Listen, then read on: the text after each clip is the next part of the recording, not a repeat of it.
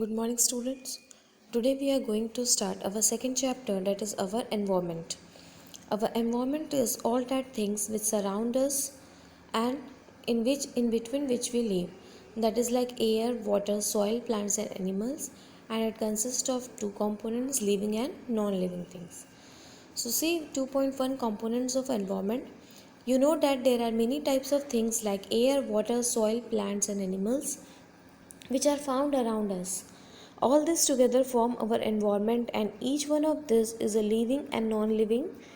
Plants and animals comprises of living components, whereas air, water, soil, etc. are the non-living components. So we plants and human beings are the living components, and rest of the things are non-living components. So you already noticed that living beings are of two types, plants and animals.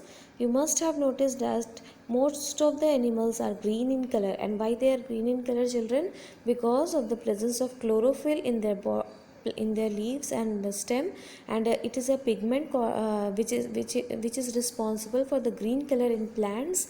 And because of the presence of all chlorophyll, green plants are available to prepare food for them, and that's why they are called producers, because they produce their own food. And also they are called autotrophs because they prepare their own food. And we animals and human beings lack chlorophyll. We cannot prepare our own food. That's why we are consuming on plants and animals on plants, and that's why we are called heterotrophs. We cannot produce our own food, we can consume on them.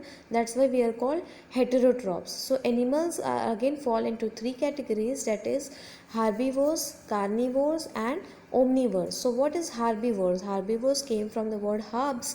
That means animals which feed on herbs are called which feed on plants are called herbivores. Example, deer, cow, etc.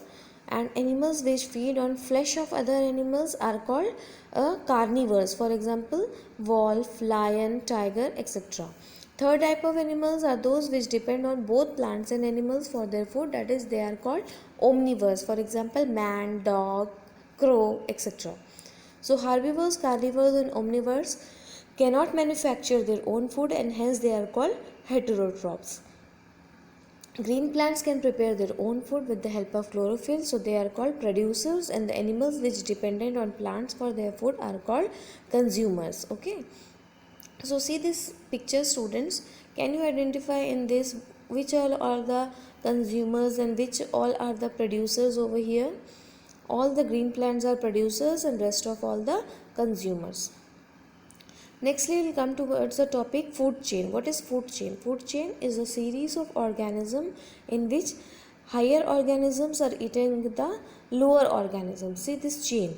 The first one is algae, then fish, then man, and then lion. Fish is eating algae, man is eating fish, and again the lion is eating man. Okay. So who eats human being? If the answer is lion, then the students, you got to know that higher organisms are eating the lower organisms. See that flow chart, that is algae is eaten by the fish, and fish is eaten by the human beings, and humans are eaten by the lion. So now you will observe that a chain is formed between animals that eat other animals, and they are also being eaten. So this is called a food chain. And see this below diagram where so many arrows are there, this is called food web. Means so many food chains are together organized like a structure and like a web, they are called food web. So many food chain can be associated to form a web or a net like structure, that is called food web. Again I am repeating, many food chains can be associated to form a web or a net like structure, and this is called food web. Okay, because one organism is eating more than one organism, that's why this web are made. Okay. So next topic is environmental pollution. Student, what is pollution? It is very familiar and common topic. Pollution means the waste materials or the harmful things or the unwanted things we are throwing and all are throwing here and there, which create difficulty for our environment. So environmental pollution, see, there are three types of environmental pollution: air pollution, water pollution, and soil pollution. So, firstly, we'll deal about the air pollution. Okay, so air pollution means all the pollutants when accumulated in air, it becomes harmful or dirty. So when the smoke emitted by the vehicles led to irritation in our eyes, of general discomfort. And see, if in your home also something, if your mummy is cooking and something it is smelling like anything, you can smell, you can also smell that thing, because it comes in the air and it get mixed in the air. So all the harmful things and all the things, it is getting mixed in the air, and when we breathe that air, we are also getting problem. Okay, so if you loosen the rope of the air component, then what would it mean?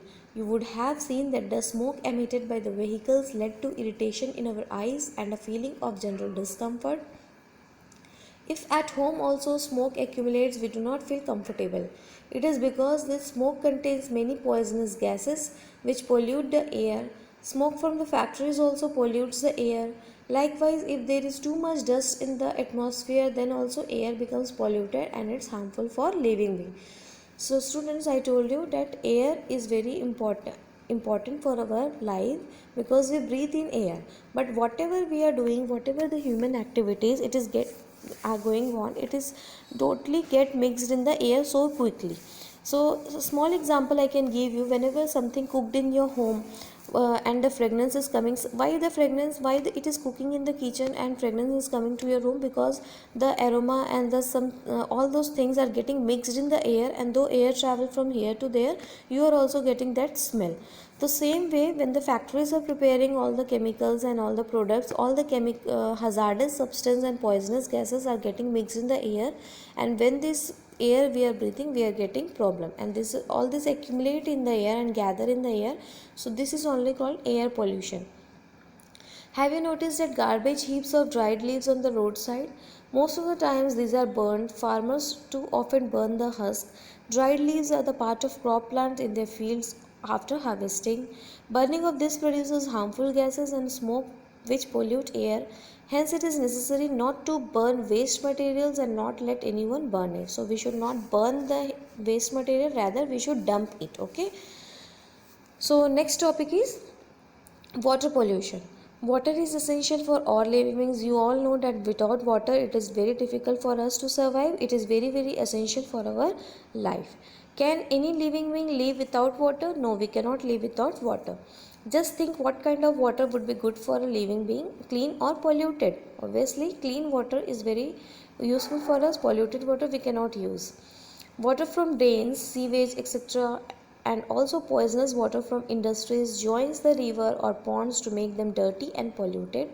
Because of this, many living beings die and many human beings and animals become sick.